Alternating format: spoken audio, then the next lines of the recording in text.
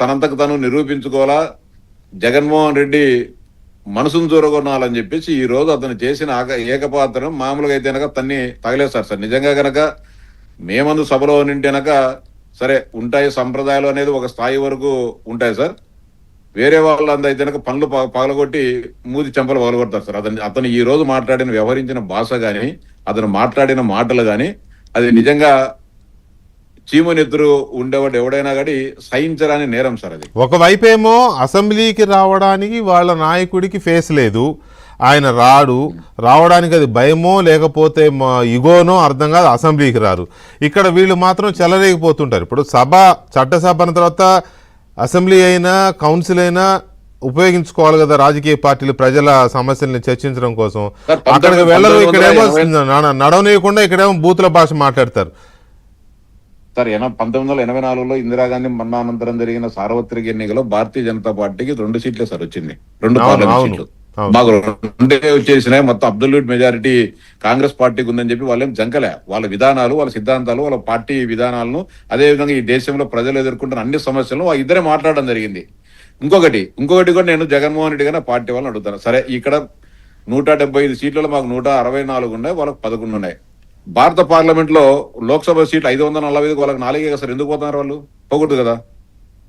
అక్కడే వాళ్ళకి 25-30 లేదు కదా.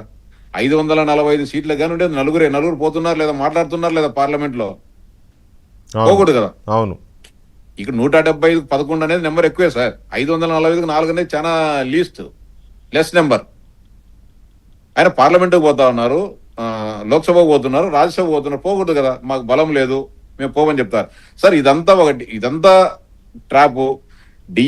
డిఎస్సిలో గ్రూప్ 1 లో జరిగిన అక్రమాలను వెలుగులోకి రాకూడదు, గ్రూప్ 1 పైన చర్చ జరగకూడదు. కాబట్టి ప్రతిరోజు డిఎస్సి మీద మాట్లాడుతున్నారు.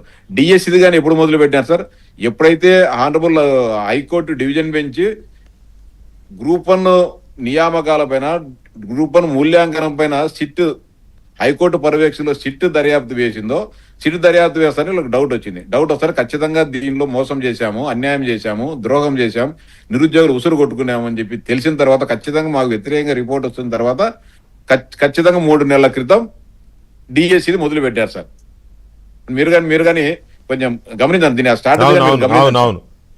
సిట్ దర్యాప్తు ఎప్పుడు వేసారో గ్రూప్ 1 ఆ రోజు మొదలు పెట్టినారు వీళ్ళు. ఏది ఖచ్చితంగా మా బతుకు బయటపడుతుంది, మేము చేసిన ద్రోహం బయటపడుతుంది అని చెప్పిన తర్వాత డిఎస్సి లేనిపోని ఆరోపణలు చేస్తున్నారు.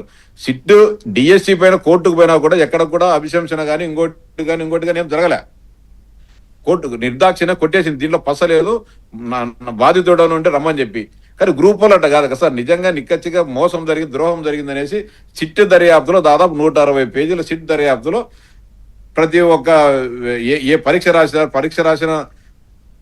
రాసి ఫలితాలు వచ్చి ఎవరైతే ఉద్యోగాలు పొందినారో వాళ్ళందరి గురించి కానీ రాయడం జరిగింది.